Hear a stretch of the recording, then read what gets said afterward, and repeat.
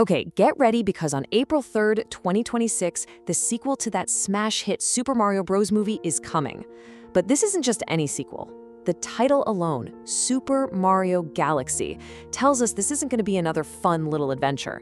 No, this promises something way bigger, way more cosmic, and honestly, potentially a whole lot darker than the first film.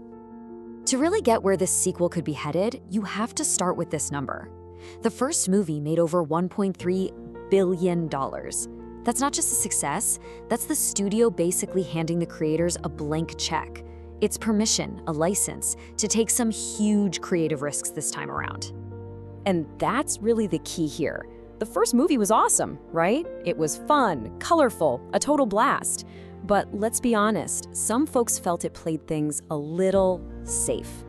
The sequel, by jumping into the Galaxy storyline, has this incredible opportunity to pivot from just a simple adventure to a full-on cosmic odyssey that deals with some heavy stuff, like life, death, and some really deep grief. So think about it. The same directors and writers are back. They've already proven this thing can make a ton of money. Now they don't have to worry about that. They've earned the freedom to go for something bigger, something with real artistic weight, something that people will be talking about for years. What's so fascinating is how much the stakes have changed. We're going from Mario saving a princess in a magical kingdom to Mario saving all of existence from being wiped out. I mean, that is a massive leap. It has the potential to be Nintendo's very own darker, more complex, and unforgettable second chapter. And right at the heart of all this drama is one character, Rosalina. She's the watcher of the stars, the adopted mother to these little star creatures called Lumas. And make no mistake, she is going to be the emotional core of this entire story. Her backstory, which we get from a storybook in the game, is legit one of the most tragic things Nintendo has ever written. It's about this little girl who, in the process of trying to help a lost star find its mom, has to face the gut-wrenching fact that her own mother is gone and never coming back. She ends up finding a new purpose by creating a new, found family with all the Lumas. It's powerful stuff. You know, this story is so much more than just a sad fairy tale. It actually taps into real-world psychology. Rosalina's entire journey is a beautiful metaphor for overcoming what are known as adverse childhood experiences, deep, early life trauma, and finding a way to heal. It just adds this incredible, unexpected layer of depth to what you'd think is a simple kids' movie. Now, if you're sitting there thinking, whoa, this sounds way too heavy for a Mario movie, I get it. But the production itself is dropping some major hints that they're leaning right into this drama. The proof is in who they're hiring. So let's look at the team. The same directors and writer are back, which is great for continuity, but it's the new faces that are so telling.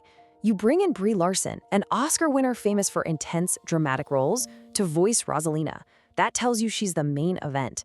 But the real curveball, the thing that makes you go, is casting Benny Safdie, a director of gritty, stressful indie films, as Bowser Jr. I mean, just think about that for a second. Why would you cast an actor with that kind of intense background for what should be a simple comic relief character? You just don't.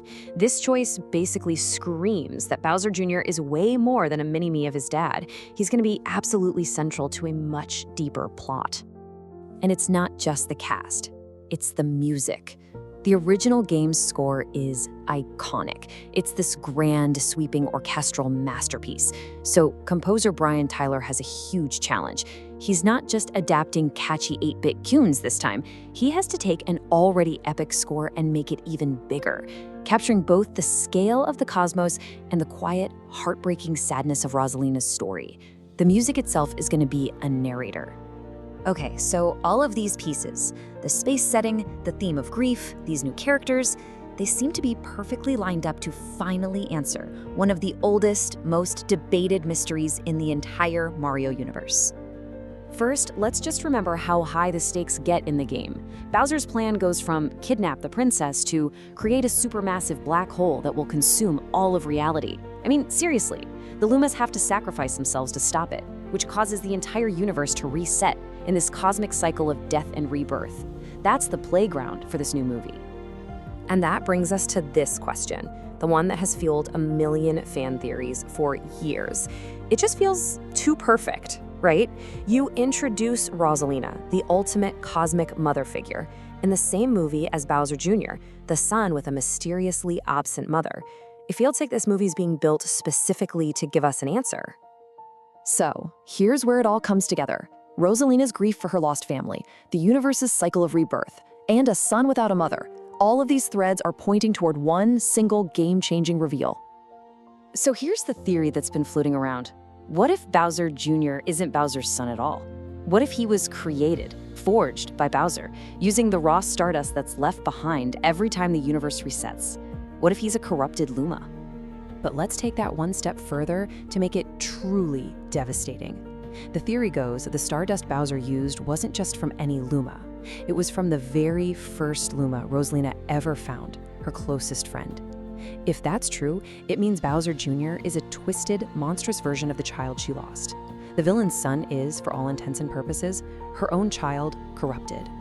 It turns a simple hero-villain fight into an unbelievably personal tragedy for her. Now, as incredibly dark as that twist would be, it actually makes the movie's most hopeful themes shine even brighter. Yeah, despite all the cosmic tragedy and twisted origins, the story's heart is going to be about creating new bonds. It's about the idea that family isn't defined by blood, but by choice, by love, which is the exact lesson Rosalina learns at the beginning of her own story.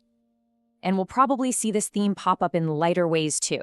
I mean, everyone is expecting Yoshi to show up, and the speculation is he might imprint on Luigi, thinking Luigi is his mother. It's a funny bit, for sure, but it perfectly reinforces that central idea. Family can be found in the strangest and most wonderful places. So, with all the pieces right there on the board, a hero with a tragic past, a universe-shattering twist, and a deeply emotional theme, the only question left is, will they do it? Will Nintendo and Illumination have the courage to make their Empire Strikes Back? If they do, the Super Mario Galaxy movie won't just be a great sequel. It could be a genuine masterpiece. I guess we'll have to wait for 2026 to find out.